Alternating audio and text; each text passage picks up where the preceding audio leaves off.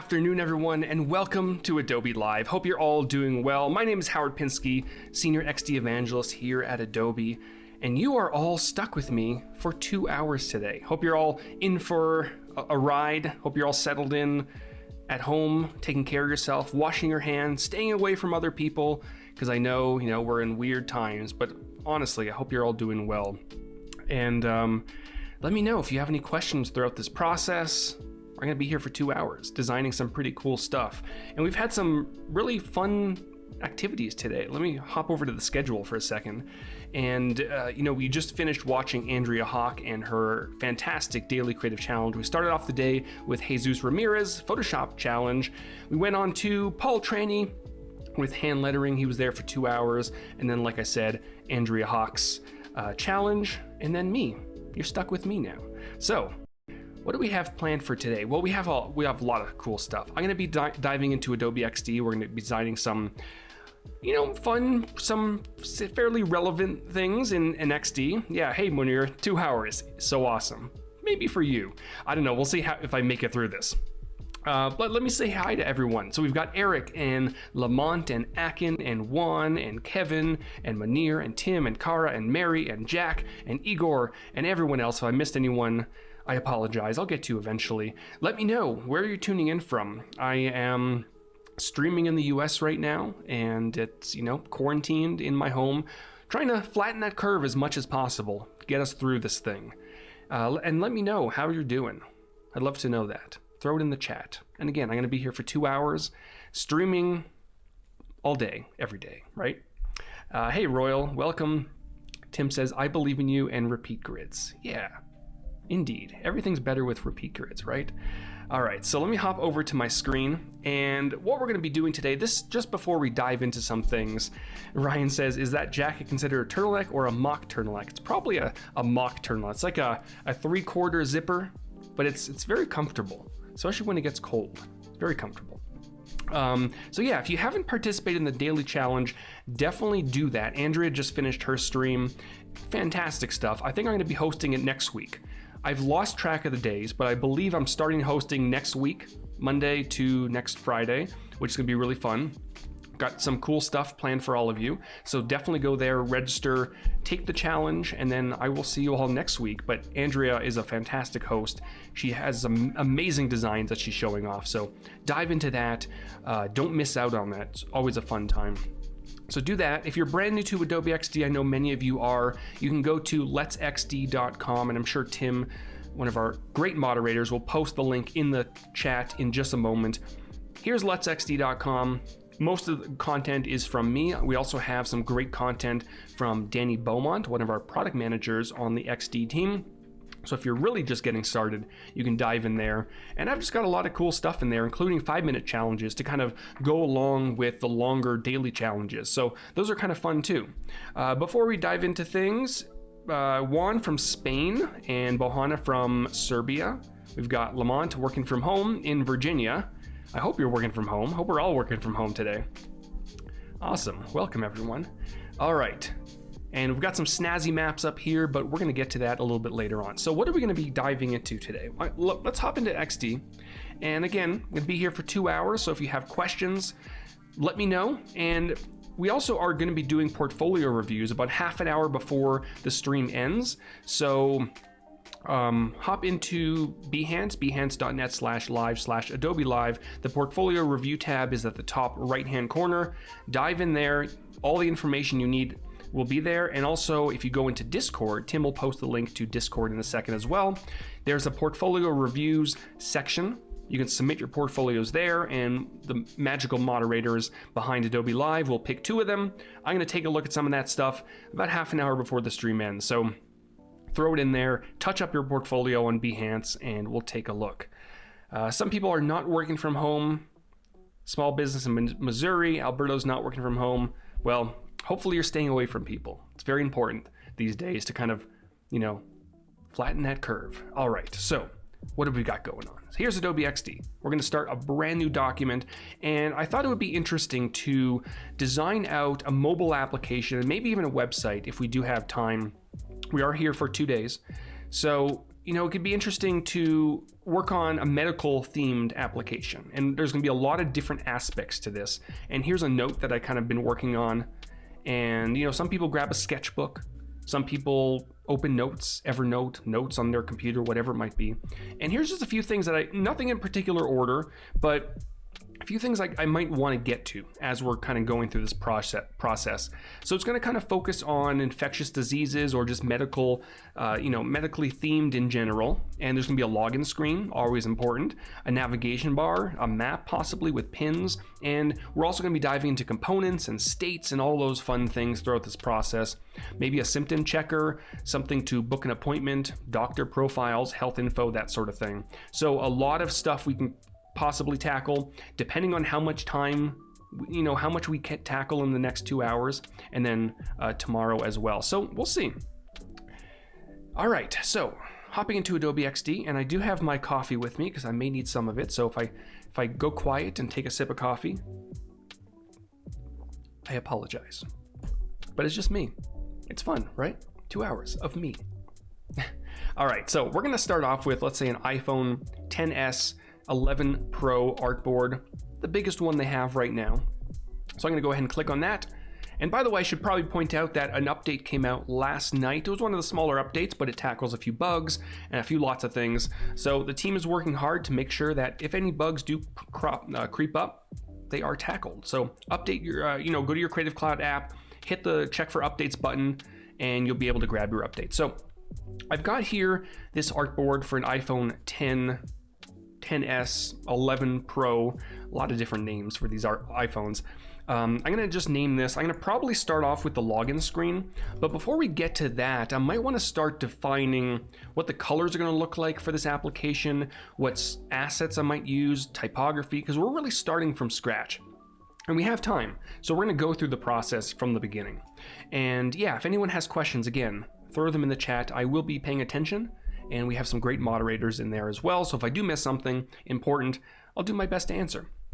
So in addition to this login screen, we may want a design system to kind of start working on. And some people start with the design system first. Some people start building that out as they're designing their artboards. But I'm going to just duplicate this over. This will probably be a little bit larger than the other artboard. So I'm just going to drag it out. And of course, we can always, resize that. I'm going to name this design system.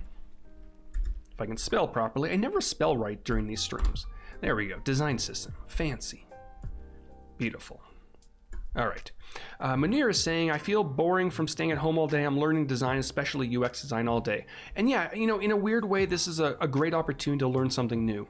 I know it's tough being at home, and it's the right thing to do, but take this opportunity if you have some extra time to learn something new. Munir is learning UX. And let me know in the chat what else you're learning. All of you who are kind of bunkered up at home, let me know what you're learning. And this is a good opportunity to dive into something. So we've got our design system here, and there's a few things we might want to put on a design system.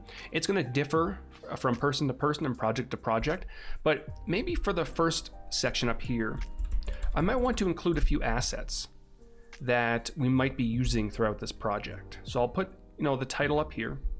And as for the font, the typeface over here, I will be eventually using Sophia Pro, so I'll just go for that just to keep consistency. Maybe darken this a little bit. I don't have to worry too much about the size, but maybe 45. Medium looks pretty good. There we go, so we've got assets. And then maybe over to the right, we might want some inspiration. And I'll show you those in a moment. These are looking a little bit large, so let me actually just drop these a touch. Maybe 35, that looks pretty good. All right. And then we'll probably also want, yes, Sophia Pro is a classic. It's a good font. We might want some colors, right? And then over here, we might want some type. There we go. Beautiful. At least it's not Poppins, right? There's Lamont. Not Poppins? No, probably today we're not going to go with Poppins. I've been trying to lean off of Poppins a little bit, but, yeah, we'll see. Maybe we'll introduce Poppins at some point. So Raul is learning HTML and CSS. That's always a good skill to have. So someone is saying, where'd it go? The chat is going crazy. I've been studying Adobe XD, UI and UX, HTML, CSS, JavaScript. Wow, you've been busy. Yeah. All right. Sweet. All right, so in terms of assets, let me move this down a little bit. If I hop over to Finder just for a second, Finder's over here. I've got a folder full of assets that I'm going to be using. I'm not going to worry too much about the maps right now, but I do have these illustrations that I grabbed from Adobe Stock. Great resource if you do need illustrations, but let me preview this just for a second.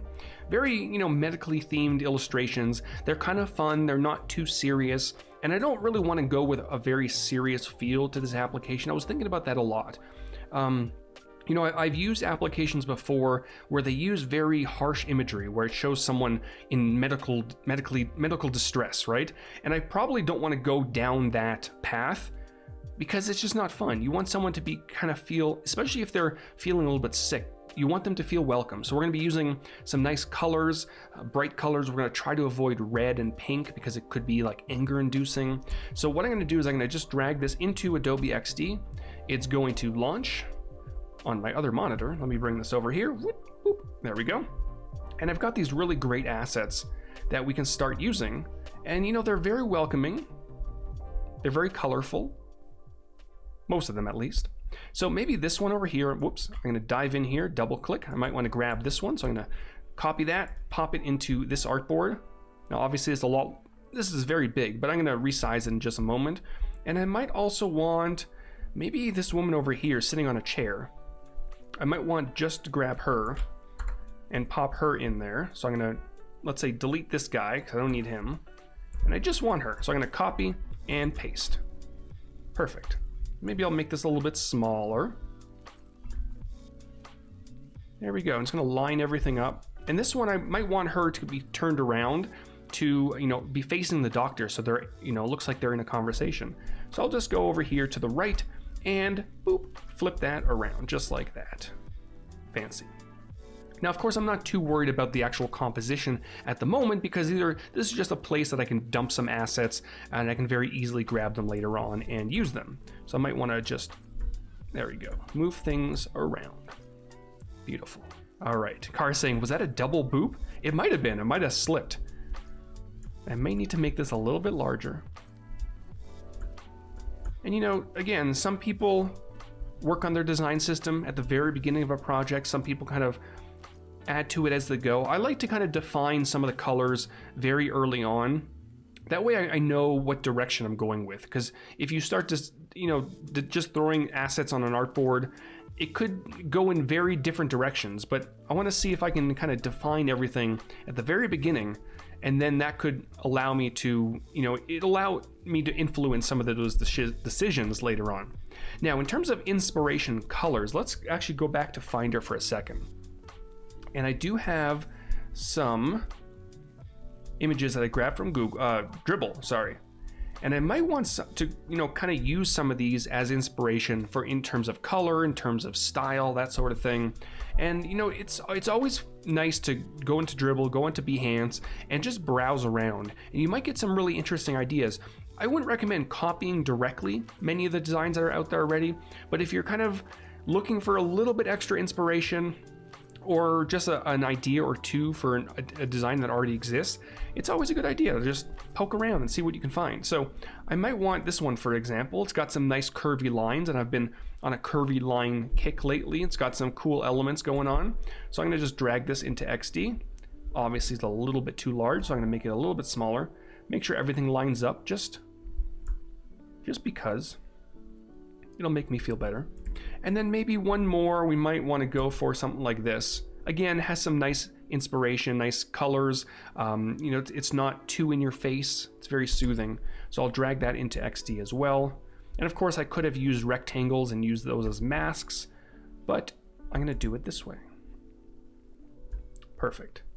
I can probably move some of this over a little bit. Great. Move this over and make sure my design system is looking pretty good. There we go. All right. Color-wise, there are a few things we might want to do. Looking at these inspirations, looking at the illustrations that I dragged in from the other document, I might want to kind of, riff off of that. So I'm going to grab a rectangle just to kind of define my colors and display them nicely. Drag out a rectangle, maybe I'll just round at the corners just to give it a little bit of style. Not really necessary, especially for a design system, but if it makes you feel better, we're gonna run with it. And maybe, we've got some great colors up in here, so I might want to sample maybe this blue up here. And that could be the primary color of this application. Blue is a very soothing color. It's welcoming. Again, you probably don't want to go, like if I went with the red of this guy's tie, or a woman's tie, I'm not sure what it is, what this person is. If we use this, and I might show you this later on, if we switch all the main colors to this red, it could look very intimidating. It could look, especially if someone's feeling angry, you probably want to stay away from that. So that looks pretty good right there. And I might want to also go for a lighter color, so I can also sample this color here. And maybe I can also grab maybe a slightly darker color right over there. That looks pretty good. And maybe I can just switch these around. There we go. Beautiful. Now we might also want some fairly neutral colors, like a gray and a darker color as well. So I'm gonna just duplicate this down, and maybe for the gray, we don't have to go too crazy with this. Something like this. I'm not sure how much of this gray we're gonna use. We're probably gonna stick with the blues, but you never know. It's always good to have some grays and blacks in your design. There we go, perfect. So we've got some colors going on. Now, depending on, how you want to display your design system, you could also, like if I go into the color picker, copy the hex code, I can grab my text tool. I can just paste it just like that. Make it a little bit smaller. I can either put it on top, you can put it on the bottom. Let me know in the chat how you display your colors in your design system. I probably wouldn't go with a darker color, probably go with something like white, just to kind of show off what that color is. Now, as you start moving into these other colors, it's going to be a little bit more difficult to see this particular color. It's the white text on a fairly light background, so you probably want to avoid that as much as possible. So in that case, I could also just sample something like this, or sample the blue. You can get kind of creative with it, but for now, I'm just going to kind of get rid of these. There we go. All right, now moving on over to typography, we've already kind of defined that we're going to be using Sophia Pro, but we might want to visually display, Tim's saying usually round swatches with the hex code next to it. Yeah, that works too. That's a pretty good idea. So we might want to display what our header is going to look like, for example. So we might want to write out header. Raul is saying bottom tags. Yeah, that works too. Then, Tim, you don't run into contrast issues. You are very right, Tim. So the header might be, using this blue color. We might mix it up from time to time depending on the screen. And I might want to go for a bold, make it a little bit larger. I don't know, let's say 40 possibly. That looks pretty good. There we go. And maybe right underneath, just to kind of visually, again, tell the story of this design system, you might want to write out 40 pixels. Now we don't probably need to, I think I put an extra line in there. We probably don't need to use that header for this. So I might want to just drop this maybe down to like 30 pixels, change the weight to about medium, and then maybe just drop the opacity. There we go. And then finally, maybe over to the right, we might want a subheader, for example. And that might drop this down to, let's say, I don't know, 32 possibly, looks pretty good. And maybe instead of bold, we might want to go for a semi-bold. And of course, we can continue this all day. We can design out body text, headers, subheaders, a lot of different things, but we kind of want to move on now that we've started to define what the assets are going to look like and the inspiration. And Lamont is saying, is there a standard H1 to H5 to follow? I wouldn't necessarily, there's a standard, but there are some guidelines. I know Apple has guidelines and Google Material has guidelines. A lot of different, platforms have their guidelines, but in general, you want it large enough that you can see it. You probably don't want to go for, something like looks like this. It'd be a little bit difficult to see, especially on a mobile device. And I would also recommend that if you have a mobile device with you, plug it into your computer, and then you can see your designing real time. That way you can make sure that you're able to see it. And if you have, people in your life that might be a little bit older or have harder eyesight, give them the design as well and let them poke around and see if they can see it. accessibility is very important these days. So, try that out. But yeah, definitely maybe one of the mods or someone else in the chat can post some guidelines that Apple has or Google has. There are some out there that might help you out a little bit. All right, so we've got some of this, we've got some of our assets in place, we've got some inspiration, colors, typography. There's probably a lot more that I can do, but I do want to start adding some of this to my assets panel. And if you don't, thank you, Tim, there you go. And if you're not familiar with the assets panel, it's right down here at the bottom left-hand corner of XD. You can pop that open, boop, there we go. And there's a few things you can do if you've never put anything in here before and you do have a design system in another document, you can go ahead and link those assets from that other document so that everything stays in place. And if someone's controlling your design system, if they make changes, all those changes will come over nicely. You'll be able to update and see those changes live, which is nice. You can also start adding assets that you've been working on. So for example, I can grab this blue and press the plus button and it's going to pop it in there. And I would love all of your help. I would love color suggestions for all of these lovely colors in here. I'm not sure what to name them, so throw them in the chat. I'll be looking. But you can also, just to make things a little bit easier, you can also just select all the colors and then press the plus button just like that. And it'll add all those colors in there at once. You can rearrange them if you wanted to. So if I wanted the blues at the top, because those will be my primary colors, I can do that. I can also do the same thing for typography. Press the plus button, and there we go. I can double click. This will be header, and this will be subheader.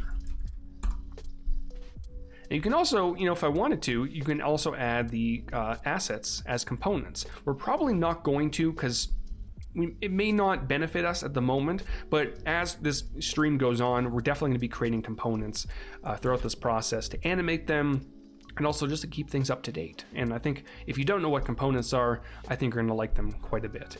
So, all right, here we go.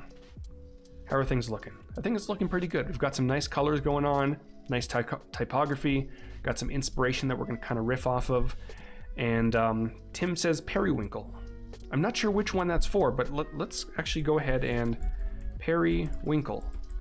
I'm going to assume it's for the blue, but we're going to run with that. And I need some others for the lighter blues, and then the gray and the black as well. Take a sip of coffee. Keep my energy going. All right. So now we're kind of, our design system's looking pretty good. Not perfect. We can probably add a lot more. And I'm sure we might also want to add a section for iconography, for example. And I think as we start building out this iconography, I think I spelled that right. I'm gonna hope I spelled that right. As we start building out this design, I'll probably grab some of those icons that we end up going with and throw it in there. So yeah, all right, here we go. So we've got our first artboard here. This is the login screen, and some people like to start with high fidelity designs. I'm gonna actually start as basic as possible, just to kind of lay out what we're going to be doing. Munir's asking, where did you get these illustrations? They were from Adobe Stock. I grabbed most of my stuff from Adobe Stock.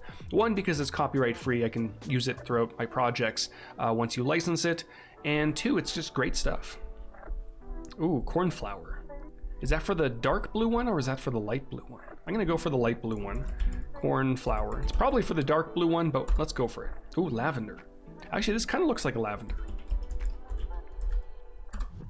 And I'll just go for cornflower on this one. I don't think it looks like cornflower, but we're going to run with it. Cornflower. I need one for the gray and the black as well. All right. So again, we're going to go very simple. So at the top here, there's probably going to be those illustrations. And since we have the illustrations, I am going to grab them and just kind of pop them in here. I might want to just reduce the size a little bit. Now, when you're designing for many modern day phones, especially iPhones, you have to keep in mind that you have notches at the top, you have notches, or you have a home indicator at the bottom. So keep that stuff in mind. And you also want to keep in mind that you don't want to push elements right to the side, especially elements you have to interact with. Tim says dark mode or gray. Yes. Yeah, you don't want to push elements all the way to the sides of your display because it'll be a little bit difficult to interact with. So we can start dragging out guides. I can just drag out a guide from the left-hand side, Let's go for about, I don't know, 40 pixels possibly. 40. And then we can drag one over to the right. 40 pixels, looks pretty good. Perfect. And again, we've got the notch at the top, which is probably about this, somewhere right around there. So you want to kind of put your elements a little bit lower from that. You don't want them really hugging that top, especially if you need them to be interacted with. And then we've got a home indicator somewhere down here, so I'm going to pop that right about there. All right, perfect. So we've got this over here. Might want to make this a little bit smaller. Great. All right, now on this particular screen, there might be a few things. We might want some sort of a wavy line, a curve to kind of, again, make this experience a little bit welcome, but we're gonna get to the pretty interesting stuff a little bit later on. Yeah, and someone's saying we can also use layouts. Indeed, so if you do go to your artboard over here to the right, you've got your grid. You can turn that on. You can set up a 4-point grid, whatever grid you feel more comfortable with. I'm going to stick with guides for now, but yeah, grids are a great resource if you do want to make sure everything lines up really nicely.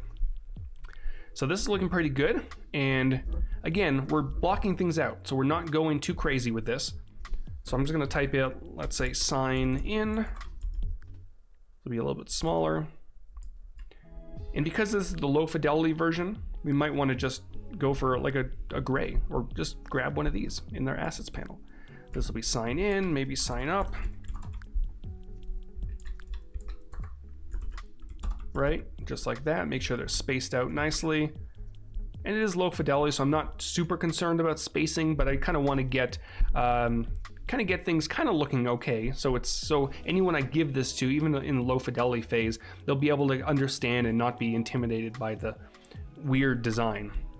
Noor is asking, are those illustrations from Undraw? So these ones in particular are from Adobe stock, but Undraw, which I might showcase a little bit later on, does definitely have some amazing illustrations that you can use completely for free in your project. So I would encourage you, if you don't have Adobe stock credits, check out Undraw. So we've got these two. We've got sign in and sign up at the top, and maybe down below we might want, let's say, email. So this is the sign in field. So it'll be a little bit smaller, maybe light. Pop that somewhere better out right about here. And then we might want password. And maybe right below, there's definitely a few ways to create sign-in experiences. You can create a form field, or you can create something that looks kind of like this, which is what I'm going to go for. You've got email there, and then a line kind of going across your artboard. And again, we're going to style some of this stuff a little bit later on, but we're going to run with this for now. This will be password, and you're noticing those smart guides and padding are kind of helping me out throughout this process, making sure that everything's spaced out really nicely. Now, maybe right below this, one thing that I love whenever I'm entering an email or password is the ability to have the application remember who you are, so you don't have to enter the email address or password every single time. And that might be just, a little bit of a rounded rectangle, kind of like a checkbox. And then remember me. Just like that. All right. Chen is asking, why not use the iPhone asset? I totally could. I can definitely use that, but I want to give this design a little bit of a different feel. And if you wanted to, you can go to File and then Get UI Kits, and you can grab the Apple iOS kit, Material Design, Microsoft Windows, that sort of thing. So you can grab that stuff, bring it into XD, and then make your life a little bit easier. But I do want to show off the process of creating some of this stuff from scratch, because I think it'll help some of the viewers out there who are watching. Now down here, we might want the actual sign-in button. When someone does enter their email and password, they can actually sign in. Now this is going to be a little bit different than, I debated on how I want to do this, and we can definitely change it throughout the process. We could go ahead and just create a little bit of a button right down here, and that will be the sign-in button. But I want to do something a little bit different, so it's going to be a kind of like text layer here, and then over here to the right, we're going to use some sort of an icon, like an arrow pointing to the right, to let you know that if you tap on that, you can sign in, right? So I'm going to actually hop into my plugins panel, go into the Icons for Design plugin, just like that. And I might want to just type out arrow. And there's a ton of different arrows that we can use. Awesome Icons has some great, well, awesome icons. And maybe let's say the arrow pointing to the right. I'll just grab that, drag this in here, right? Pop it into place, and there we go. You can make this a little bit larger too. Perfect. So this icon's looking pretty good, and I may want to, maybe I'll just make it a little bit larger, just so it's really noticeable. And at this point, I may want to turn this into a component because I'm going to be using this throughout several artboards. And if I do decide to update this icon, I just want to be able to do it once. So with that done, I can go over here to the right or the left, that's the other right, and press the plus button beside components. I can just name this arrow right. And now what's nice is I can make this change. And if I do have multiple arrows on many different artboards, or just on this artboard in particular, I just have to make changes to the master component, which is indicated by the lovely, whoops, where'd it go? The filled in diamond, the green diamond at the top. You're noticing on the other ones, the instances, we have a hollow diamond. So this is an instance, and we've got our master component right here. So if I do make changes to the master component, it'll push those changes to all of them, which is nice. Lamont is asking, are you an 8-pixel grid user? I try to be. Because I don't typically do projects for actual clients or projects that'll actually appear in the wild. I don't always follow a grid system. I kind of just lay things out how things look really nicely, but I know Peter Del Tondo kind of got me onto the 8-pixel grid, and I try to use it as much as possible. So 8, 16, 24, that sort of thing. So I use it as much as I can, especially streams like this. I'm kind of a fan of it, and a lot of it makes sense. So when I can, I try to.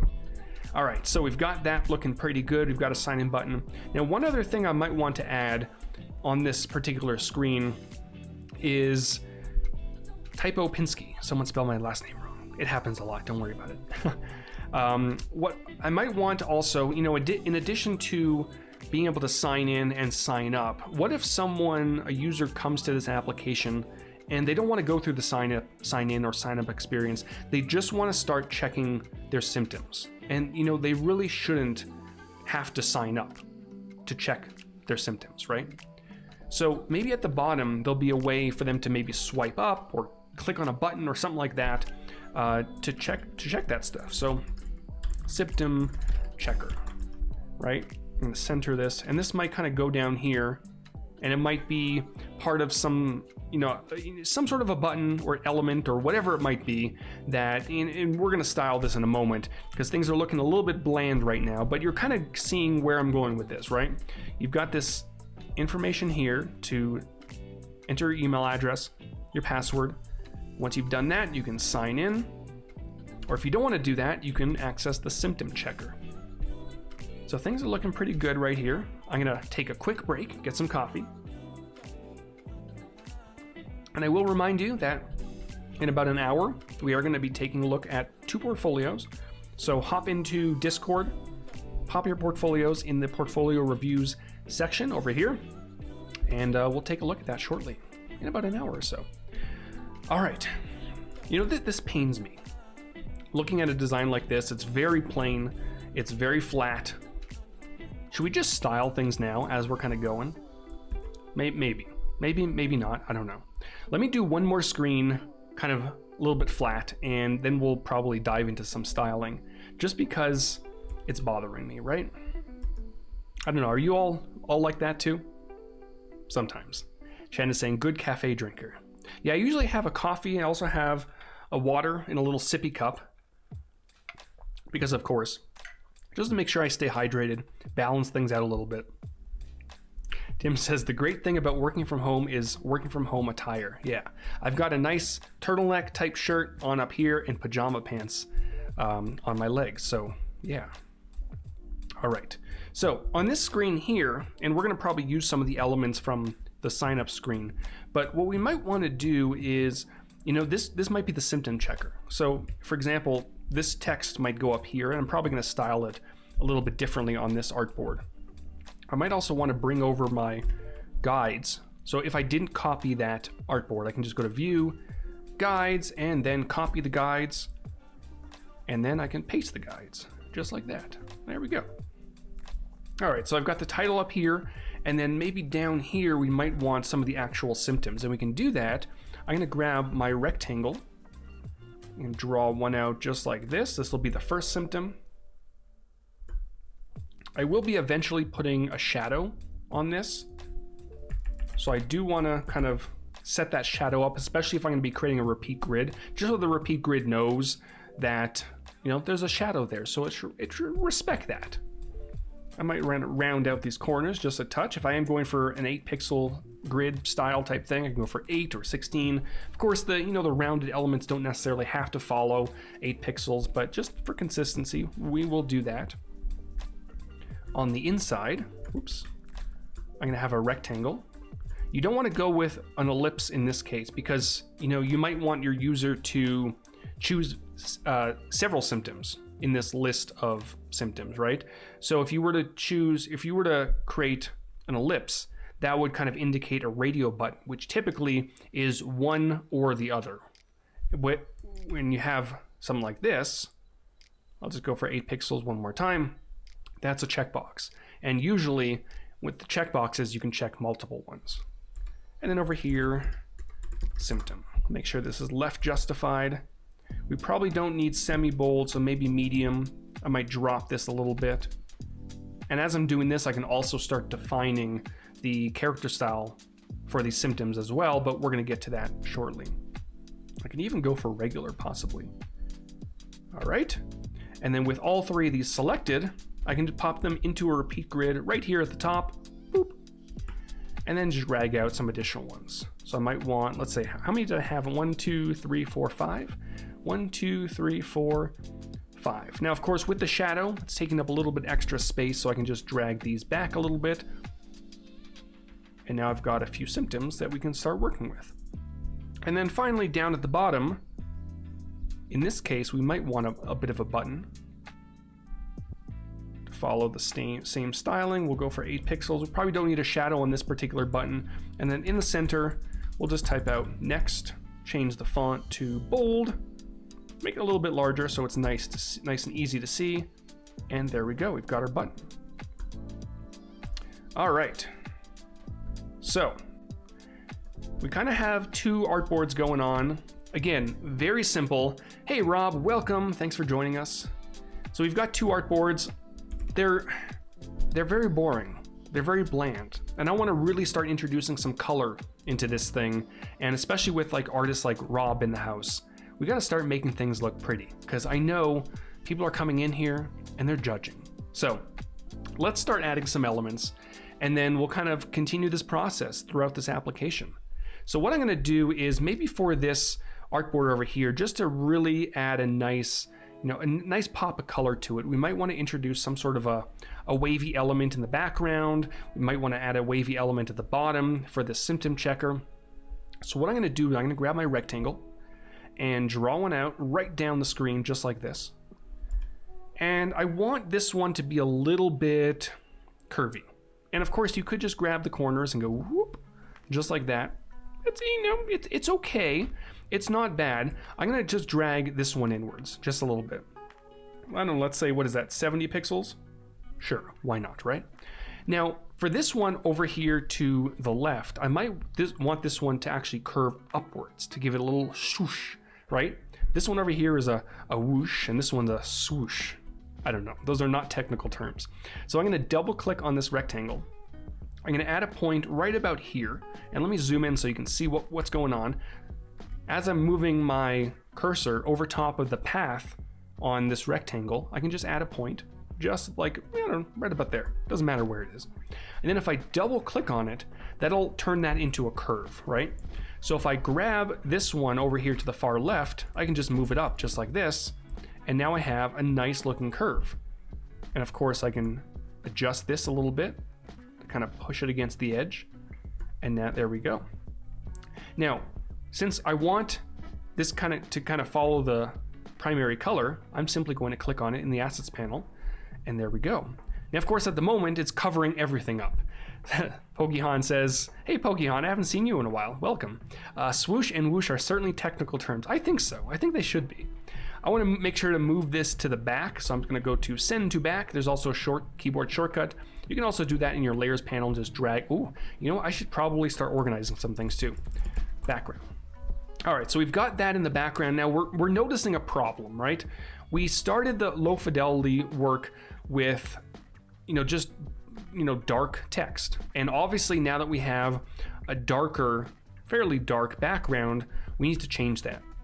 So what I'm going to do is I'm going to select all these elements, change these to light, these ones as well. And of course I could edit that in my assets panel to make things simple, but we're going to run with that for now. But things will change. I might want to also make this a little bit larger. Now, even though we do have our 40 pixel guide over to the left, I could break this a little bit because this specific element at the top is not going to be interacted with. It's just there to make things look a little bit pleasing. So I can make this a little bit larger as well, right? And just kind of place things. Now, because this is a vector illustration, I can easily double click or dive in here with the command key, grab this. I might just want to drop this down a touch.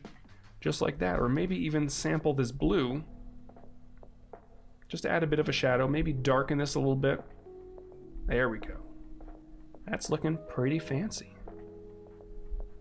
All right, great. All of a sudden things are looking a little bit better. All you have to do is just add a pop of color and things are looking great. Now I can start moving things around, spacing things out a touch. Now, another problem is kind of coming up as you're looking at this, is you don't really know at the moment what screen you're on. Are you on the sign-in screen? Are you on the sign-up screen? So we need to kind of make some decisions on how we're going to separate these.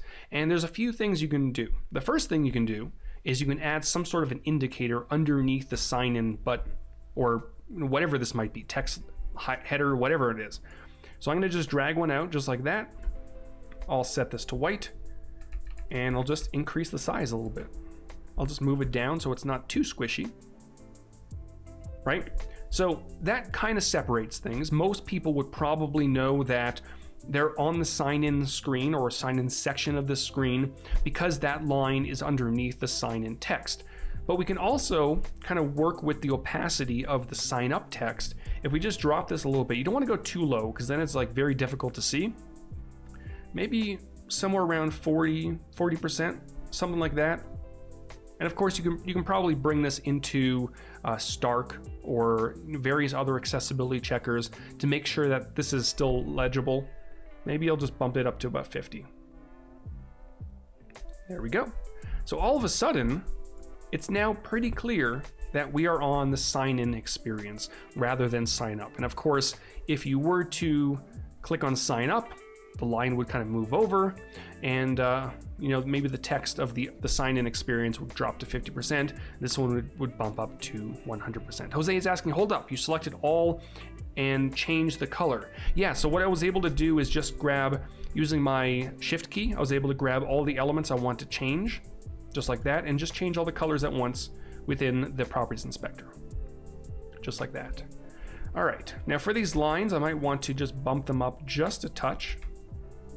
And this is where someone's going to enter their email address and password. That's looking not too bad. I might keep that for now. Now, the Remember Me section, I probably don't need a border because we do have a white box on a blue background. So the contrast is pretty nice. So we can probably leave it at that. Just drop it in size just a little bit. Might want to drop this in size just a touch as well. And just move it down a little bit. All right. Now we did kind of lose that button because we did have that button set to blue. So in this case, I might just want to change this to white. And sign in looks pretty good right about there. Let's move it up just a touch. All right, that's looking okay. I'm just gonna make sure things are looking pretty good. Oops. And you can always press the play button at the top to launch the preview. And yeah, that's looking okay. Now, I do at the bottom, I want a little bit of separation between the sign-in experience, and the symptom checker. I kind of want it to look like a button, but I want it to be a little bit of a stylized button. So what I can do, just to make my life a little bit easier, I can grab this object in the background that we created, the swoosh and the whoosh. I can copy it, I can paste it, right? Move it back and change the color to white, for example. And I can move it down here, right? And if I grab the text layer, the symptom checker, change that to blue, ooh, there we go. And this might be, do we want to go for bold? Maybe, might want to go for bold. Move it down a little bit, and there we go. Jose is asking, can I bounce everything into Illustrator and vice versa? So you can, if you're working in Illustrator on illustrations or logos or whatever it might be, you can copy and paste them into XD. You can save the file and open the entire Illustrator file into XD. You can use the Creative Cloud to bring files back and forth and keep things up to date. So there's a lot of cool things you can do if you are working with Illustrator, Photoshop. You can even take your XD files and export them to After Effects if you are familiar with that and you feel more comfortable doing animation in there. So a lot of things you can do. So all of a sudden, you know, we've just made a few changes. I might want to, I'm looking at this now, the light text is a little bit too light. So I might want to bump this up to, let's say, regular. That looks pretty good. And all of a sudden, we've just added some color, changed a few things around, and things are looking pretty good. Things are looking very welcoming. Again, the colors aren't too drastic that it would make someone feel unwelcome. And certainly if someone was feeling angry or sick, they wouldn't be turned away by this application. It feels really nice. So, you know, we've taken just a low fidelity design, added a few colors, and things look pretty good. All right, someone's asking, I was wondering if we can use a peach color in the patient's shirt in the CTA to add some more contrast. You probably could. I'm not, which CTA are you talking about? But you definitely probably could do that, depending on where, like if you were to add the peach color here to sign in, it would probably clash too much with the blue in the background. You can possibly use it down here. That's a possibility. But I want to stay away from using, you know, red and pink colors, even if they're pink or peach.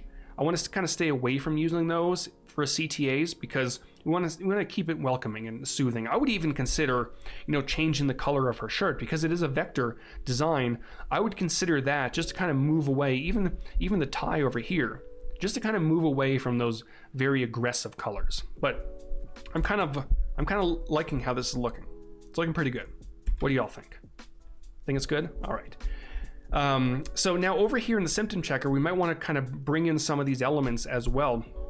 Now, one thing that would be kind of cool is if down here at the bottom, if this was, you know, dragged up, this kind of gets revealed. So I can grab this element here, this one over here, I can copy it, pop it onto this artboard, move it up. Now you can't see it right now, so I'm just going to simply drop this a little bit, just like this. Maybe move this down here. Maybe make this a little bit larger. Double click. Whoop. There we go. Looks pretty good.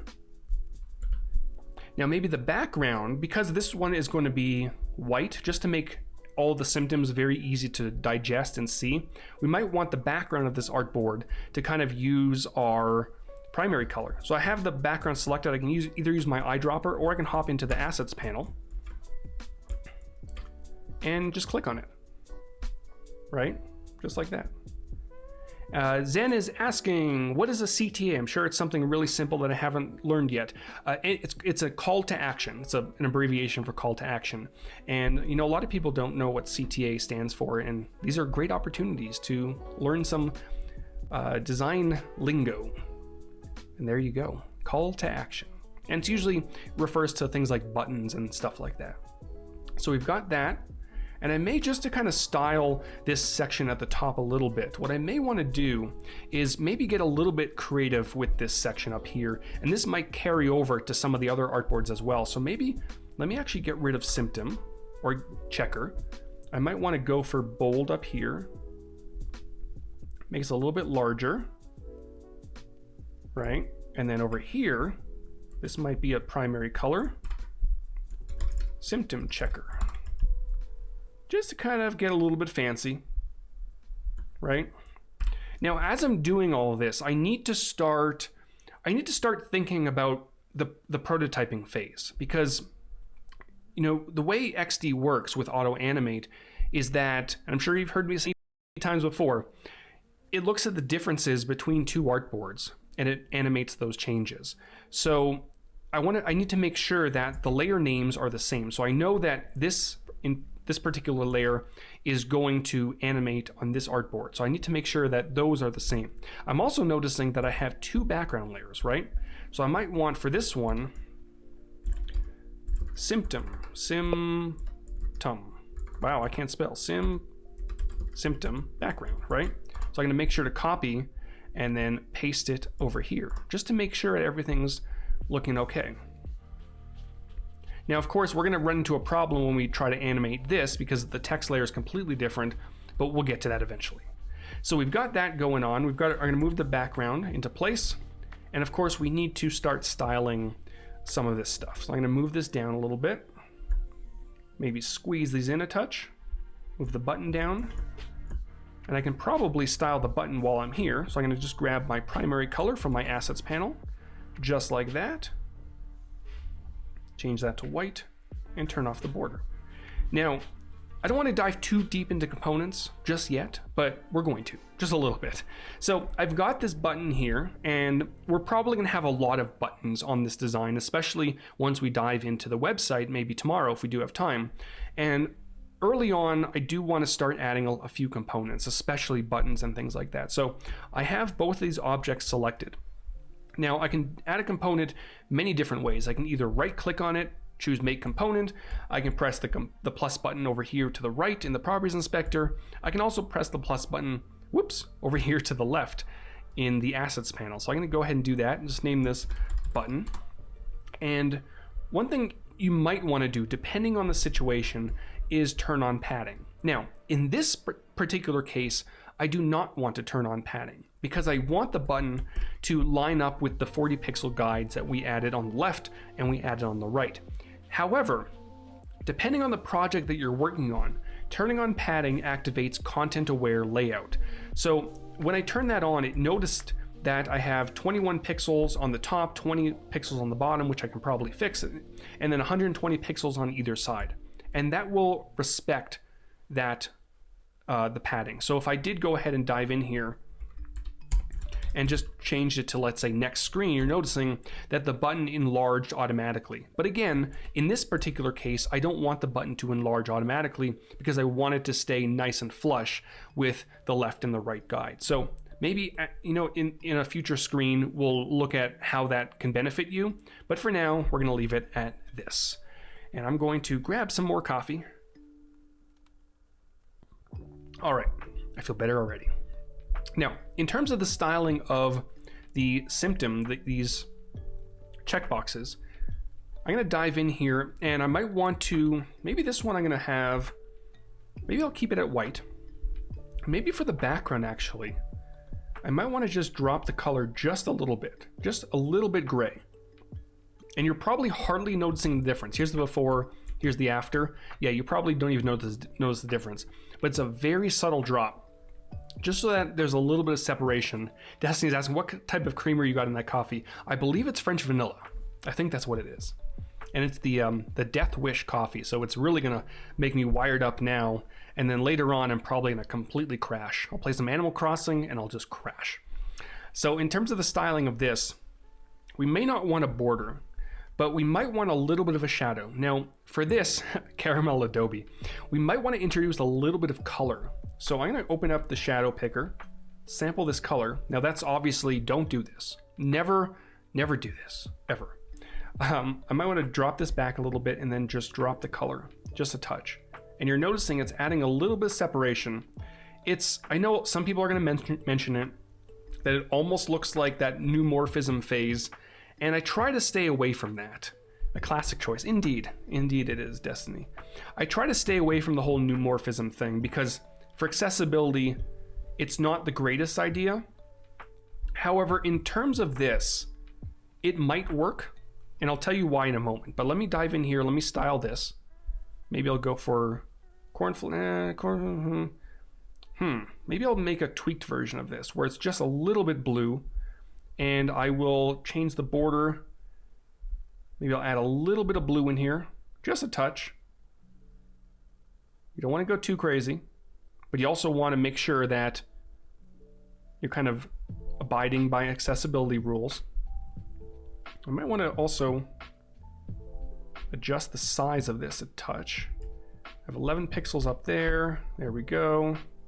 And you're noticing, because I'm working in a repeat grid, everything's updating quite nicely. So let's talk about this neumorphism thing. Yeah, so Noor is asking about neumorphism. So if you go on Dribbble and you search neumorphism, you're going to see a ton of different posts, all about. It's very flat, but it's also not flat. But the thing that's tricky about neumorphism, let me actually, we can talk. The thing that's tricky about neumorphism is that it uses a lot of white on gray and gray on white, or like black on very dark gray. And that's like all of it, right? So if I go back over to my screen, you're gonna notice we have a white box with a little bit of a grayish blue shadow on a grayish white background.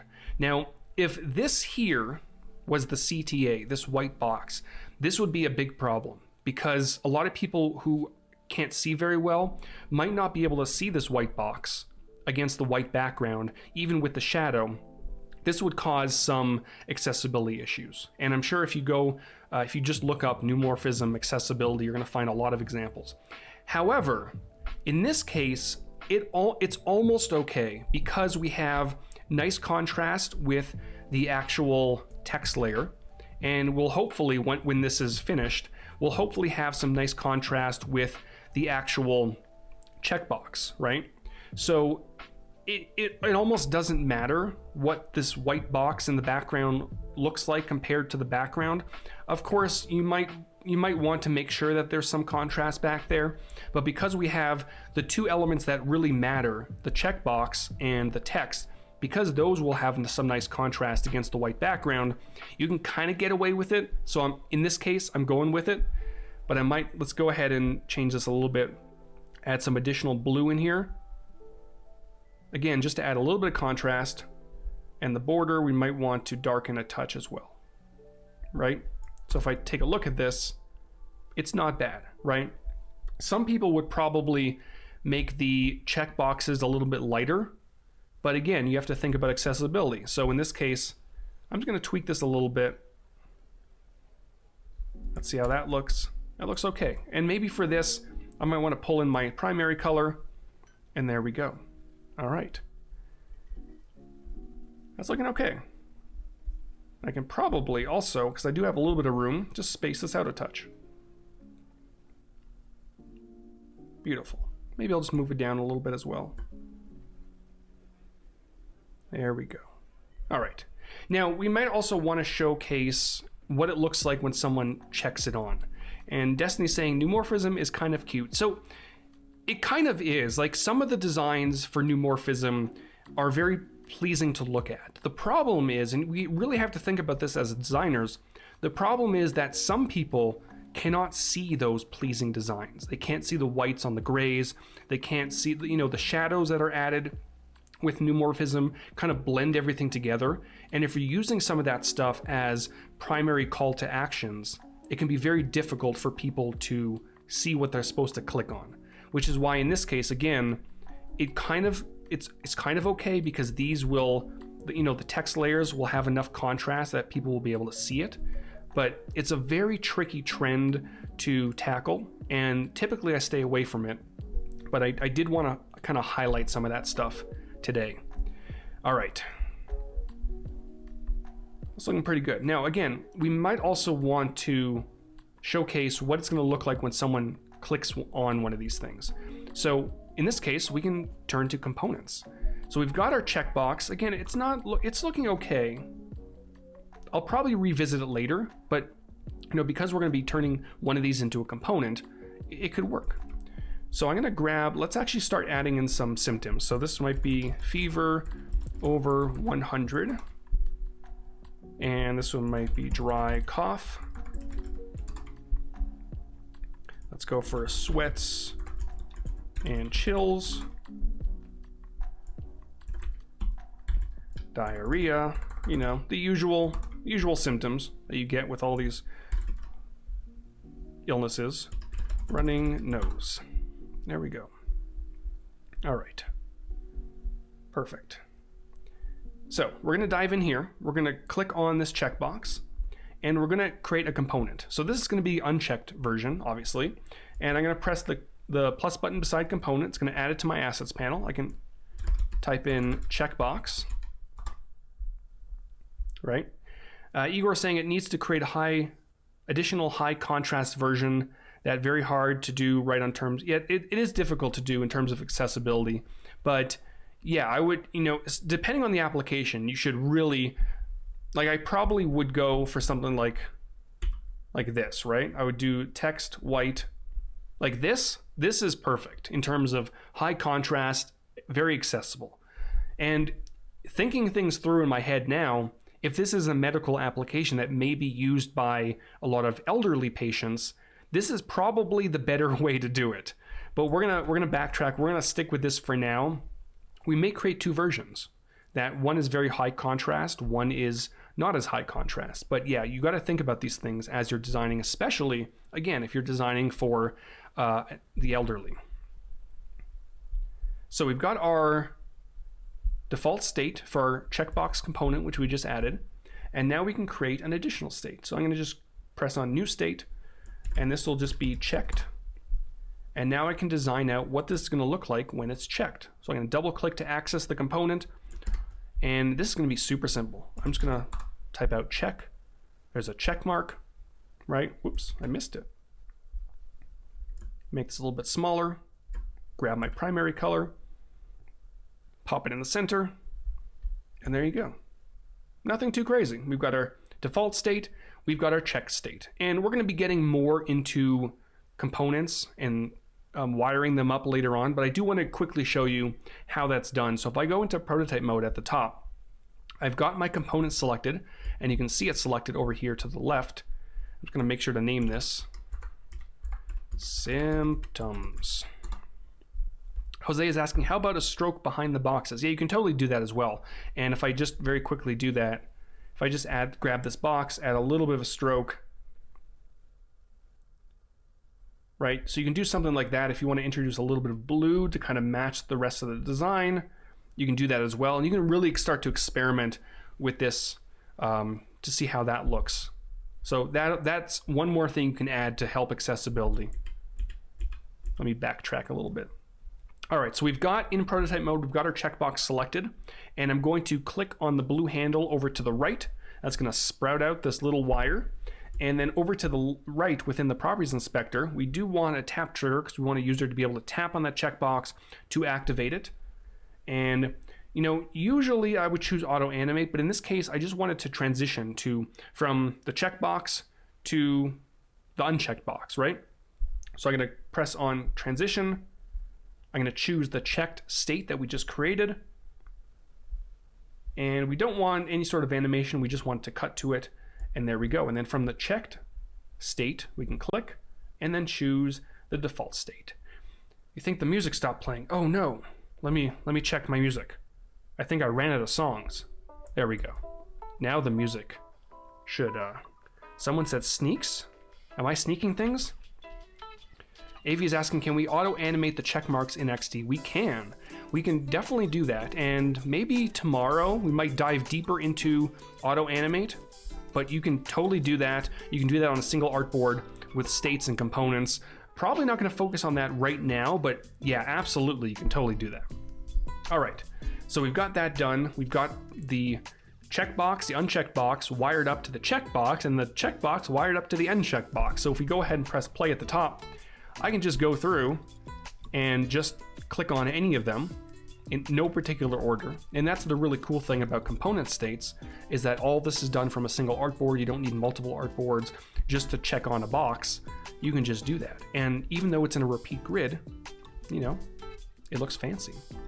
All right, so the big question at this point, let me actually just, you know, tweak things just a little bit, and this is going to help me in a second. So we've got our next button. That looks pretty good down there. There is enough room at the bottom, so for that home indicator. All right, perfect. So the big question is, you know, how do we transition between this screen over here to this one? Now I might want to, because I'm looking at this now, things are looking crazy. I might also want to help myself by working on components. So I'm actually going to delete password. I'm going to grab these. I'm going to turn these into a component. Let me hop into my assets panel just to really help my organization, right?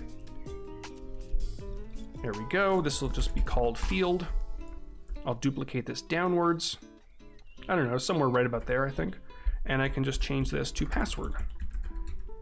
And the nice thing about this, now that this is a component, if I decided to change the styling of the field design, right? I don't have to go through and change on every single one. I can just go to the master component, and let's say I wanted to increase the border a little bit. You know, that's obviously a lot, but just to show you how that works, it just changes it across all of them, which is nice. Or if I want to make this a little bit smaller, you know, you get the idea, right? Bring the music down a touch. Okay, hold on. Maybe that'll work. I hope. We'll see. I think that worked. All right, so I've got that as a component. I can grab this. I can turn this into a component as well. Command and Control K, got our component. Remember me.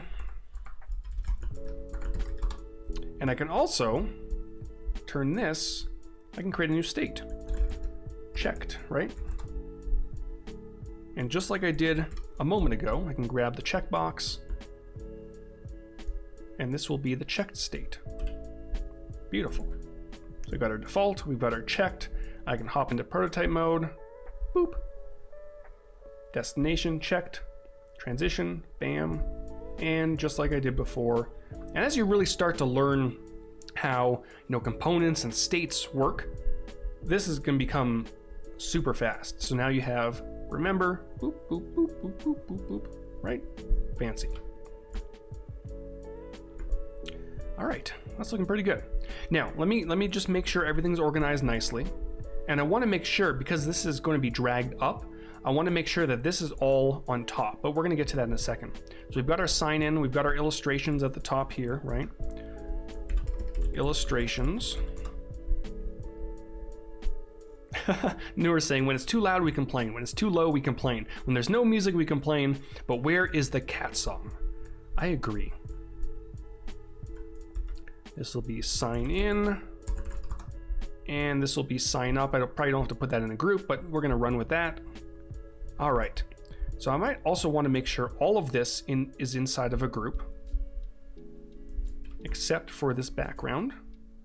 Beautiful. Group. This will be sign in.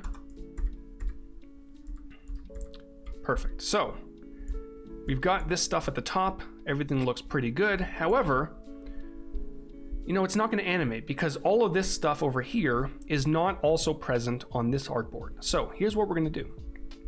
We're going to make sure to grab our symptom background. We're going to grab the repeat grid and our button, just like this. I'm going to group this. I'm going to name this symptoms. Simp. Wow, I cannot spell. There we go. Right, just like that. We're going to copy this and we're going to paste it on the first artboard. We're just going to move this down.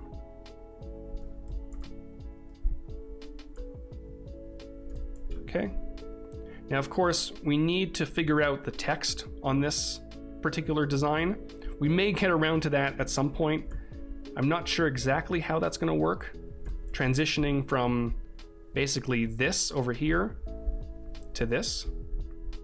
But you know what? We'll see what happens. So we've got that. We might also want the illustrations to kind of come up with. So I'm going to copy this, paste it on this artboard, but we don't want them there. So we're going to move them up over here. Maybe we'll move her down here just to kind of keep her in frame a little bit, right? There we go. Now these two, what are we gonna do with these two?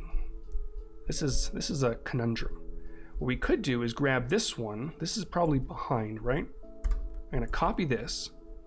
I'm gonna paste this over here and just make sure to move it in the back, just like that, okay? And actually, you know what we could do? Okay, here's what we're gonna do. We're gonna get fancy. We are going to get fancy. I'm going to grab this here. Here we go. I'm gonna actually move this over here, just so we can really work on this. I'm brainstorming live. Thanks for hanging out, Alberto. We'll see you later. Symptom checker. Right. We're going to grab a rectangle. We're gonna draw one out across here. Now this is probably a little bit more advanced, but yeah, Jack says, oh snap, it's time to get fancy. But whenever I think of an idea, I have to run with it. I'm going to mask this. I'm gonna name this symptom header, right? And on this particular instance, this is going to be, the mask is going to be just like this, right? And I'm gonna pop this right about here. There we go. I'm going to delete checker. Beautiful. All right. I'm gonna copy. I'm gonna hop over here, paste, enlarge the mask like that, make this smaller, just to kind of match what we had before. You're probably all seeing where I'm going with this, I hope. There we go. I'm gonna drag some of this stuff down because we don't want it to be seen right away. I can also grab the repeat grid, stretch this out a little bit so that when it does transition to the next artboard, it kind of, that repeat grid kind of condenses in on itself. All right. Are we ready to prototype this thing? We're not, actually. What I need to make sure to do is grab all of this information here, make sure it's on the second artboard. So I'm gonna copy it and just paste it below everything, really. All right. So now everything should be on both artboards. And now, hopefully, if all goes well, if I thought this through, we should be able to prototype this and everything should look pretty good. So I'm gonna hop into prototype mode. I'm going to click on the symptoms section at the bottom. And there's two things we can do. We can actually do both of them. I'm gonna first start by dragging the blue handle to the second artboard. And in this case, we're gonna set up a drag trigger because we might wanna be able to just grab that thing and then whoop, move it on up. So I'm gonna choose that and it's gonna automatically default to auto animate. But we also might want, because some people may not, especially the elderly, they may not understand that that's a section you can drag. And what I might wanna do is actually add a little bit of an indicator right here that kind of tells people that this is, you can kind of drag this up. We'll get to that in a second. We can also grab the handle and drag it over to the second artboard. And we can also add a tap trigger so that you can give people an option. You can either drag it, you can tap it. Now you want to make sure that auto animate is the type under action. That way everything animates really nicely. And we can go for, we'll go for ease in and out, duration 0.6 seconds. You don't want to go too long, you don't want to go too short. So there we go. All right. I think this is looking okay. Someone is saying there's too much going on top. So are you talking about up here? If you are, you might be right. Maybe I'll just make her a little bit smaller, just so she's kind of out of the way, but it still kind of brings in some of those illustrations from the previous artboard. All right. Yeah, as Tim mentioned, you have about 15 minutes to submit your portfolio, so definitely do that. All right, here we go. So we've got this looking good. We're gonna press play and we can drag this up. Okay, well, there's a lot going on that didn't work very well.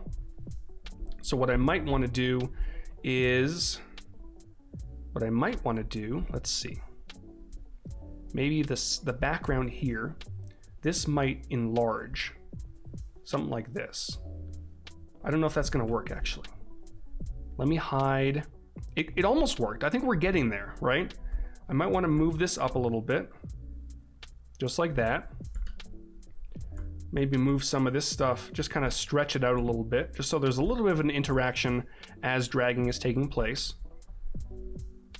There we go. Let's see. All right. It's not, the whole text masking thing didn't work as I was hoping it would work. But I mean, it still kind of works, right? And then if you just click on it, it looks a lot better if you just tap on it, right? One more time. So, you know, there's a transition there. It's not perfect. The text masking thing, I would probably change a little bit.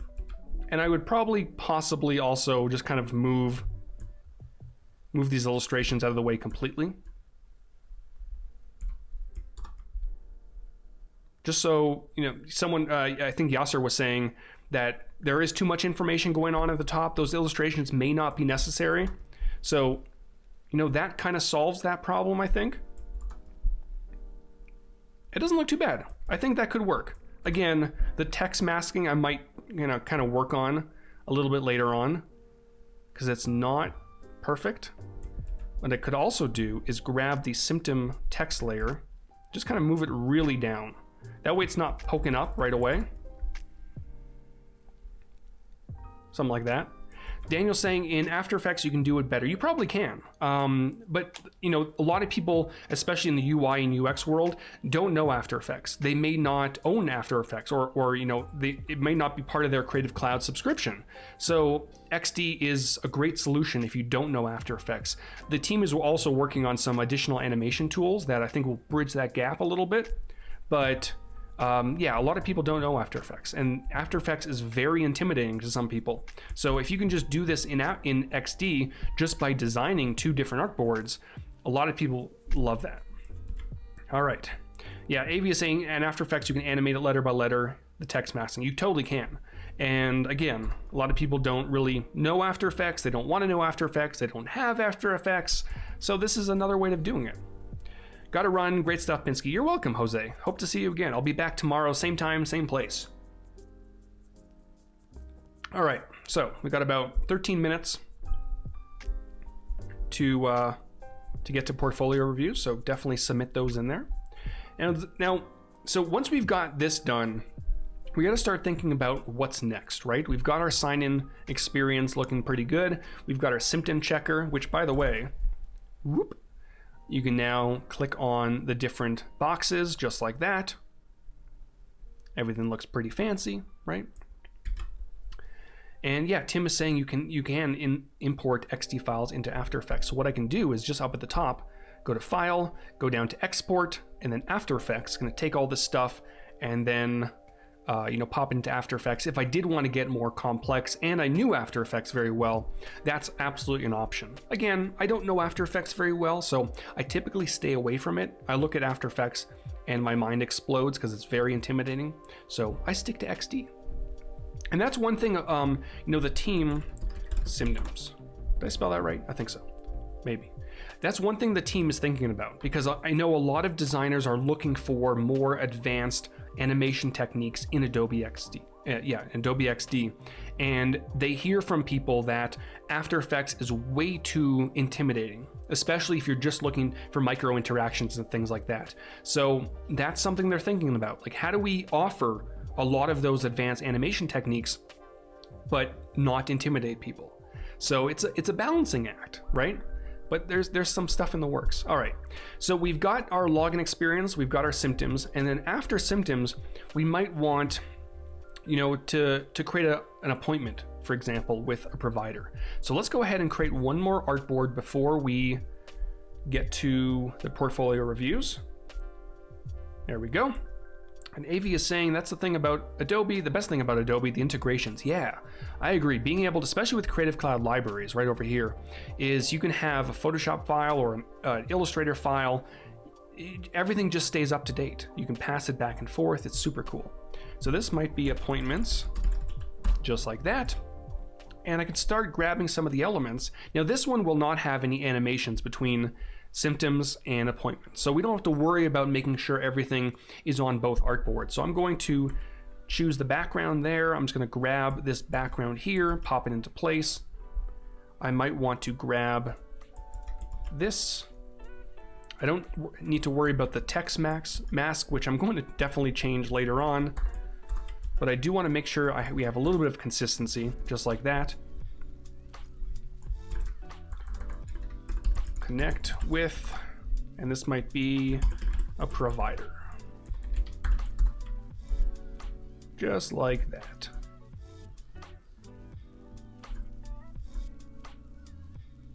All right. Looking pretty good. All right, now down here, there's a few things we might want. We might want a recap of the symptoms that we had on the previous artboard. So I can grab, I can just grab this, your symptoms, drop this down quite a bit. I can always go to my assets panel and grab my subheader if I wanted to. I do think this might be a little bit too large, however. Oh, I also need to copy the guides. I'm going to paste the guides. There we go. Might want this to be a little bit smaller actually. So what I can do is actually edit the subheader here, and let's say 24. Yeah, 24 looks pretty good. So AV is asking, what is a provider? So in some countries, I know the US and Canada, a provider is like a doctor, a nurse, something to that extent. Of course, I could change this to doctor just to make connect with a doctor, just to make it a little bit more clear. Because I know in other countries it probably isn't called that, but that's kind of what a provider is called in some parts of the world. He's a designer, not a writer. Indeed, that is true.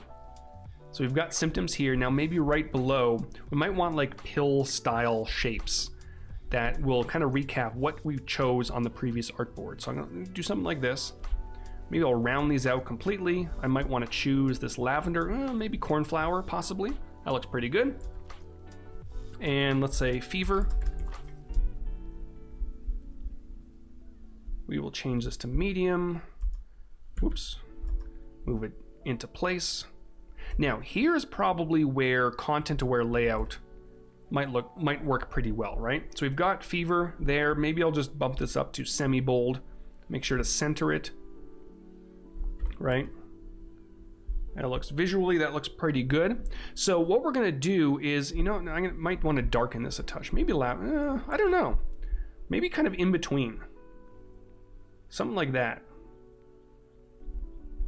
We can always change that later on. That's the power of assets, right? So I'm going to select both of these layers. I'm going to group them. I don't need to necessarily turn them into a component. Of course, I could turn them into a component, but I'm simply going to group them. I'll just call this pill, or maybe symptom, something like that. And in this case, I do want to turn on padding, because what this is going to do, it's going to notice that there is approximately 19, 20 pixels. What I should probably do, just make sure this is all even nicely. There we go. So there's 20 pixels on the left, 20 pixels on the right, which is exactly what we want. Of course, you could change that to 24 if you really wanted to. But now if I duplicate this over, and let's say I just type out cough, you're noticing as I do that, the background changes automatically. So I don't have to worry about manually resizing that pill button in the background. It just does it for me. Then I can make sure to select all of these, press the distribution option at the top right, boop, there we go. And now it's all spaced out evenly from each other. Excuse me. Let me grab some water. All right, so that's looking pretty good. Now, maybe down below, I'm gonna duplicate this. Let's check you out. So this is where you can choose possibly what kind of appointment you want. You might want an in-person appointment. You might want a phone call, maybe a video call, for example. And yeah, I probably have to, as Roberto's pointing out, I probably have to edit this a little bit. Wonder if I can, let's see what this looks like. No, that doesn't look very good. Let's try, maybe, possibly, but I definitely have to focus on accessibility a little bit more in this case. I could also do something like that. That actually doesn't look too bad. that could work. We'll run with that for now. We might want to change it a little bit later, but we're going to run with it. So we're going to do this, and then let's go ahead and add some rectangles just like this. And again, these will be the various options that you can get checked out with. So again, in-person, phone call, video call. We go ahead and round out the corners again to keep consistency. There we go.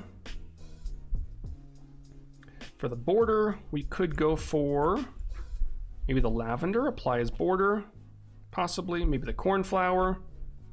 There's a lot of different options. We can always change those a little bit later on. No, that's a little bit too, it's probably not going to work. A little bit darker. Or we could just do that. We'll see. We'll run with it. This will be in person. Make that nice and large so that people can see it. Now we might want some icons. So I'm going to hop over to my plugins panel and location. Let's see, what do we got here? Whoop. That looks pretty good. Of course, we can probably make our own location icon, but we've got one, might as well use it, right? We've got about 4 minutes left until portfolio reviews, so if you haven't submitted it yet, definitely get it in there.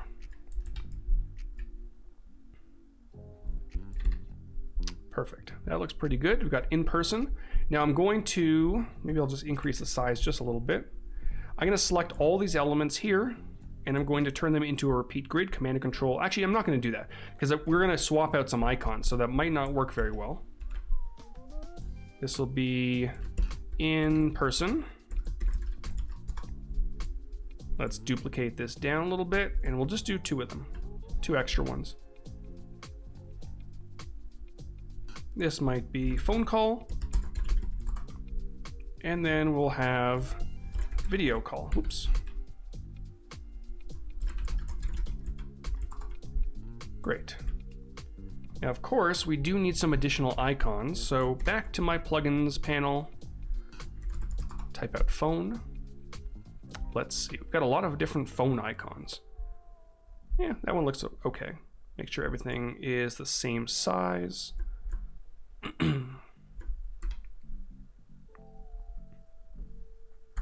And then for the video call, we can probably actually create our own. Jan is saying, shouldn't it be let's check yours out instead of did I misspell something? I did. I spelt it right. Let's check you out. There we go. Perfect. Okay. Now for the video call, I can probably create my own icon just so that, you know, I'm not too worried about using pre-made icons. Let's go ahead and create our own.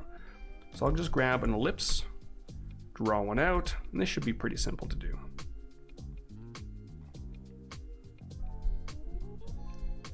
And I might want, let's go for this color here.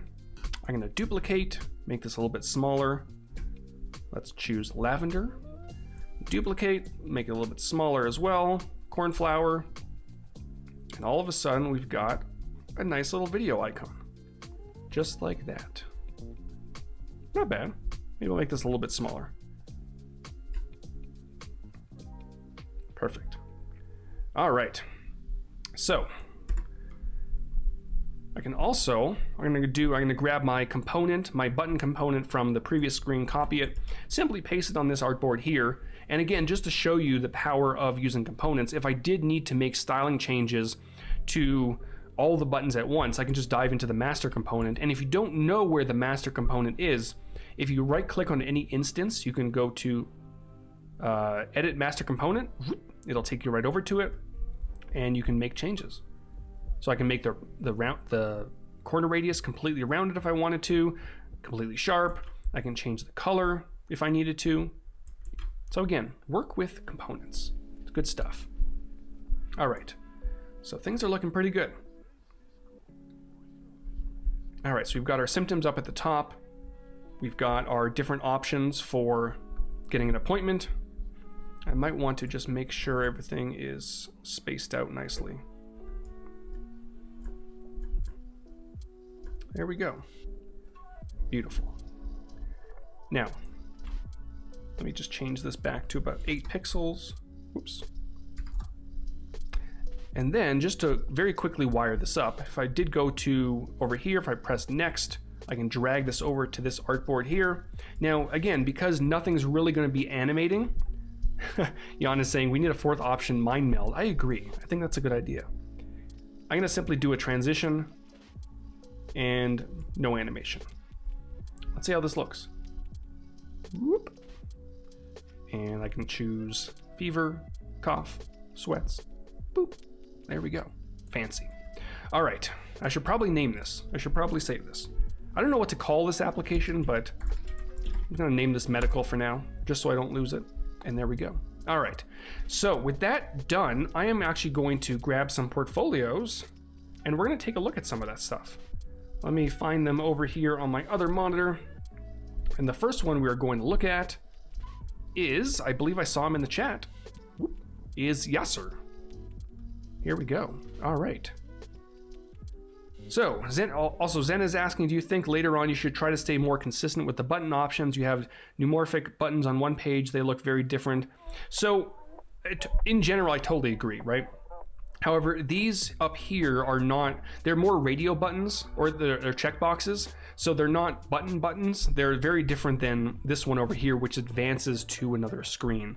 But in general, I totally agree. And I might look at that later tonight, is to make sure, you know, everything kind of stays consistent. But I think for a first pass, you know, that might work. So let's go back over to Chrome. I've got Yasser's portfolio. Let's take a quick look. He is from Saudi Arabia. And he, let's see, we've got a little bit of a profile down here. UI and UX designer, partner with clients to provide strong digital products for all devices ranging from small websites, web platforms to mobile and web apps. All right, that's pretty good. I would, you know, I always love hearing a lot about people. So maybe also down here is a good opportunity to, you know, add in some additional information about who you worked for in the past and maybe... Oh, Zen is asking, I mean the next page. Let's see. Oh, maybe over here. Oh, you know, yeah. I'm gonna definitely go through this tonight and make sure everything is kind of consistent, maybe make a few tweaks, and we'll talk about that tomorrow. Or maybe after the portfolios, we'll see.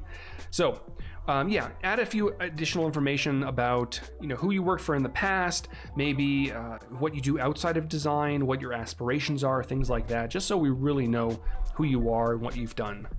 But otherwise, looks pretty good. Let's take a look at this one. We'll just go through a few of these. And this is a data storage app.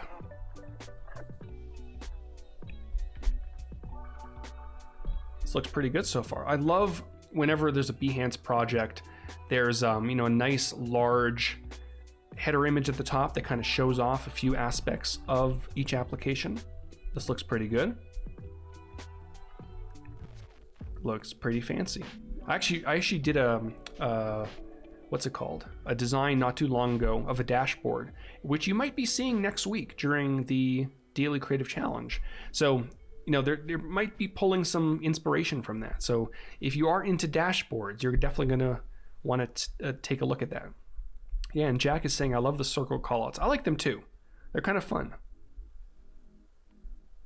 One thing I would say right off the bat is, you know, the thing that stands out to me is right up over here in the navigation bar. Things are not necessarily centered vertically. The icons are a little bit over to the left. If you take a look, if I use my screenshot tool, you've got about approximately 35 pixels over here. And if I move that over, you've got a little bit extra space. So I would just make sure that all those icons are nicely centered vertically. It'll go a long way.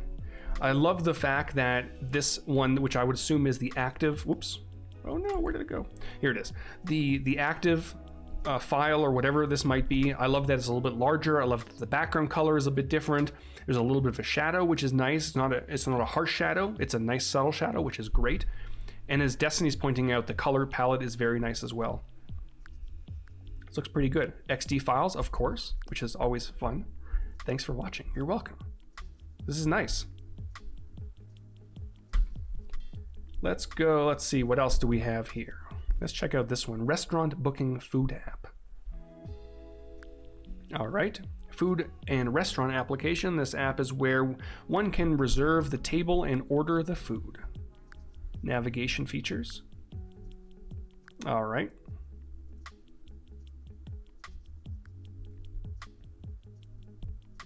So it might, this could be possibly one of the newer iPhones. It's hard to tell. But again, kind of like I mentioned a lot earlier in the stream, you got to make sure that you're paying attention to the fact that there's a notch at the top, right? There's probably something up here. So I would move some of this information down just a little bit. And of course, it doesn't apply to all phones, but in general, and there's also a home indicator right at the bottom. So I would just push those navigation icons up a little bit because you can't really have anything over top of that home indicator. Otherwise, I love the what's it called? The border-based icons. They look really nice. Navigation features. So the best part of the app is it can navigate you to the nearest outlet and will take order from that outlet. All right. A little bit of a design system. Sweet. Sophia Pro, great choice. All right. Oh, and actually you can see it down there. So yeah, you can see it down here. It's a little bit squishy at the top, right? So I'll just push that down just a touch. And again, the navigation bar, just push those icons up a little bit and it'll just go a long way. Let's see, what else looks good? Project management. Oh, there's a video. Let's take a look.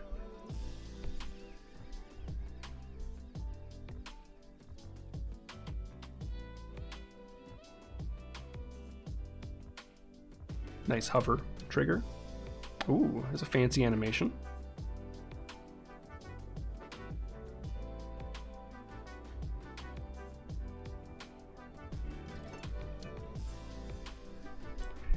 Kind of just stopping right about here. Let's find right about here. Yeah. So I would pay attention to the padding as well. So right here, it's kind of very close to the edge over here. So I would just kind of either move that over or have the navigation bar expand a little bit, just so that it's not too close to that edge. It gives a little bit of a claustrophobic feel, if that makes any sense. Just make sure there's a little bit of padding, just so everything's nicely breathable.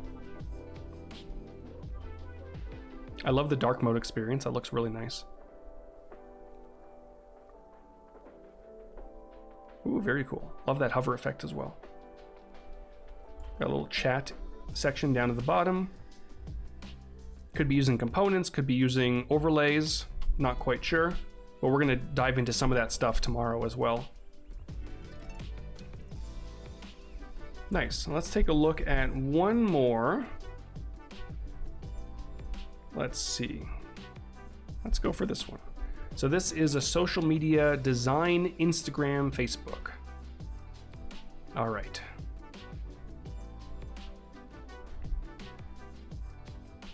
Got a little bit of a design system up top. All right. So one thing I would love for this particular project is a little bit more information on what this might be. It says at the top, social media design, Instagram, Facebook. It doesn't really tell me what this is for. Is it like a redesign for something? Is it a branding exercise? So I would love some additional information to kind of let viewers and users know what exactly this was created for, especially if anyone's looking for potential designers for their projects. They might want to know why this was created, what challenges were involved, that sort of thing.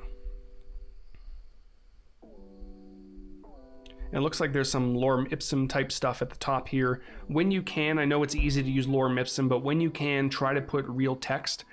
This is probably some sort of it might be a resume or it might be a cover letter. I'm not 100% sure. And that's kind of where real text can go a long way. All right, nice. All right, we're gonna move on to this one over here. This is Anas, possibly. If I mispronounced your name, I do apologize. And you are from Egypt. Let's take a look. I can guide your project through the entire design process, from analytics to wireframes to interactive prototypes, and finally to user-friendly interfaces that are both beautiful and efficient. I am friendly, that's always good, easygoing, and passionate about what I do, so if you are in need of UI and UX design help or just want to say hi, don't hesitate to contact me.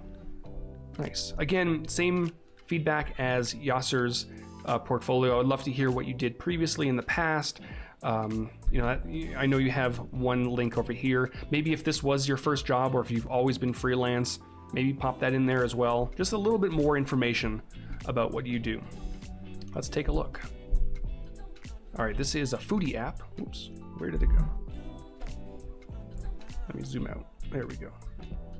All right, it's a foodie app user interface and user experience. All right, got stories at the top. Welcome Oliver. It looks like the Undraw plugin, I think. Create new recipe. Foodie homepage, provide quick access to create new recipe, view what is new, and interact with friends' recipes. That's interesting. It's an interesting idea. I like how, displaying colors on something like this is always, it can be fairly difficult, especially if the background is not white. So I like how you kind of created that separation of these colors using a little bit of a white border or white shadow at the bottom. Because if you did have, let's say, this color in particular, or even, this color, maybe even all of these colors, right?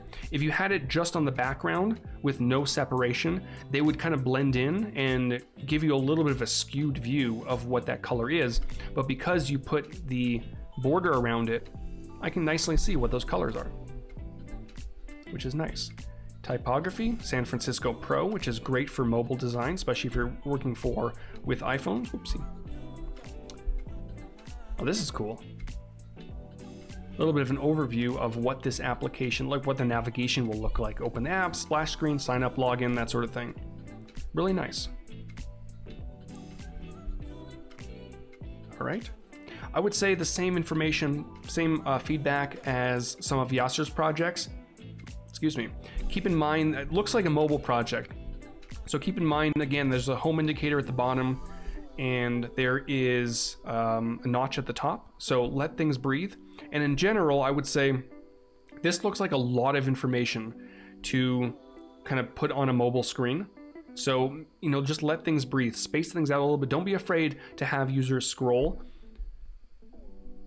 Yeah, I would probably focus on that a little bit because there's a lot going on this screen, and just like let things breathe. Sign up and log in. All right, that looks pretty good. Create your account, full name, email, password, confirm password. Yep, that looks good. Profile. Yeah, same feedback here. There's a lot of information on this particular screen. In terms of like watch video, for example, that could be just a play button, maybe over to the side over here. That usually tells people that, they can play a video. I would limit how much information you would put on something like this. Even though it is a recipe, maybe add a read more button, something like that. There's a lot going on here. Chat looks pretty good. User personas, always fun. Wireframes are good. And this is a very in-depth project, which is really nice. Great. All right, let's take a look at another one. Let's see, what looks fancy? Fitness animation. Ooh.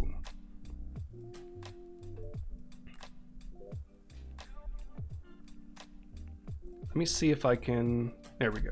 For some reason probably my internet connection's being bogged down, but a little bit blurry and pixelated. So here, just pausing right here, I would say get rid of lorem ipsum, especially in a situation like this where there's a lot of text at the top. I would also limit the amount of text up here. So get rid of lorem ipsum, put some real text in there just to kind of tell people what they might be looking at. I would also say the green text on the darker green background, a little bit difficult to read. I would just go for a white text possibly. And I think white text will look pretty good in both of these situations on the green and the red background. But the animations look really nice.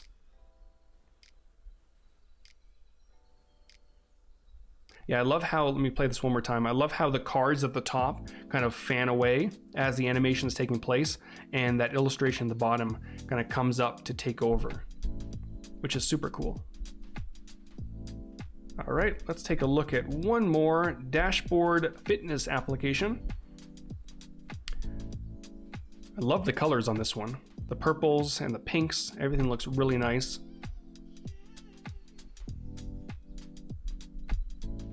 All right, I would, just like the other projects, I would love to, like, especially if you were to kind of mimic the foodie application. This might be more of like a shot type thing, like on Dribble, but I would love to hear more about this application, why you created it, you know, what challenges you faced, that sort of thing. But yeah, this is looking really nice.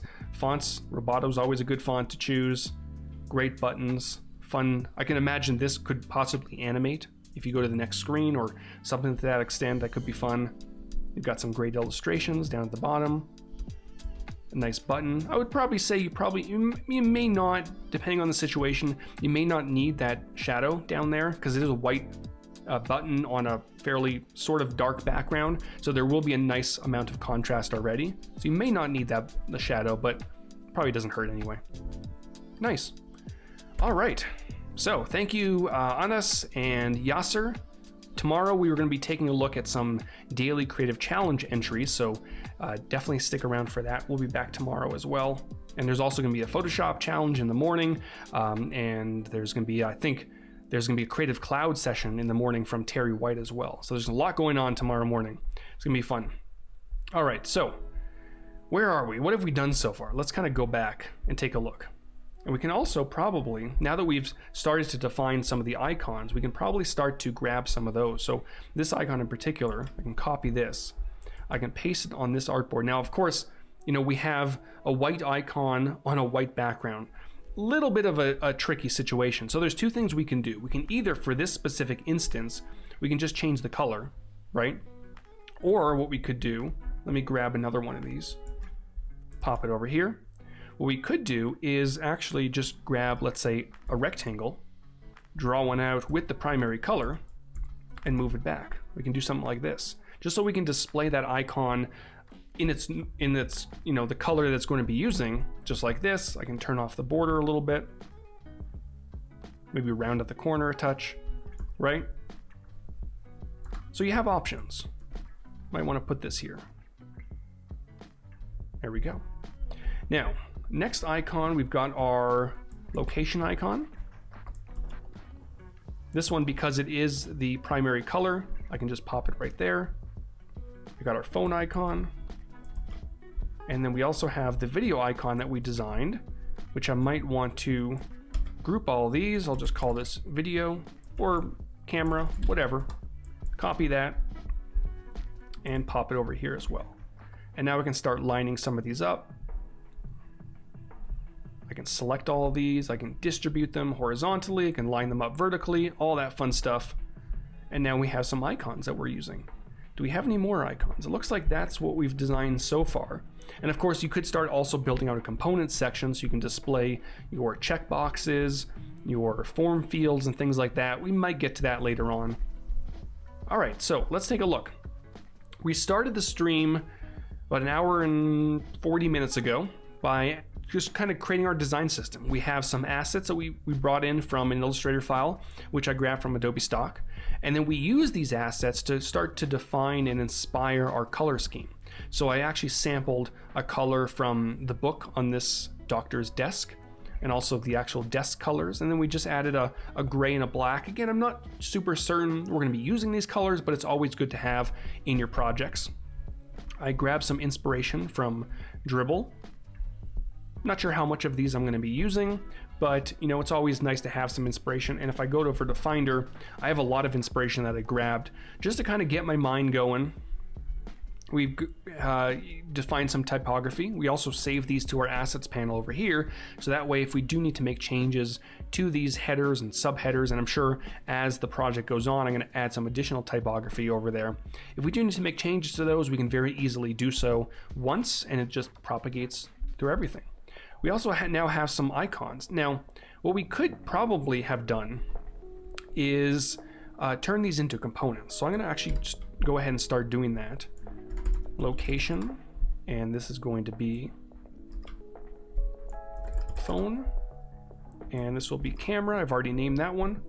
So what I can do now is I can copy these and just pop them in here. Whoops, where did that go? Right? I can just pop this into place. I can get rid of this icon here. There we go. I can do the same for the phone, copy.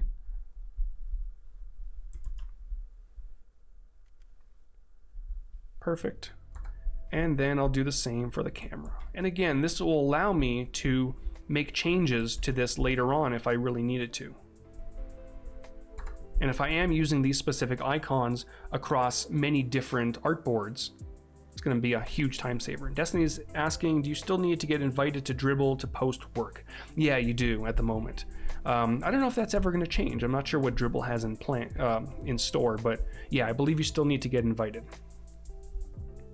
All right, there's our icon there. Everything looks good. Components. All right, so on this artboard here, we have basically 2 illustrations at the top just to give it a little bit of a funner feel. We have our sign in and sign up buttons. Again, we used opacity, and we also used an indicator at the bottom to separate and to kind of let people know what screen and what section they're on. So because this sign in header is 100% opacity and it has an indicator, this line at the bottom, people should know that that is what they're on. And of course, you know, if we did decide to go to the sign up screen, we would probably bump this up.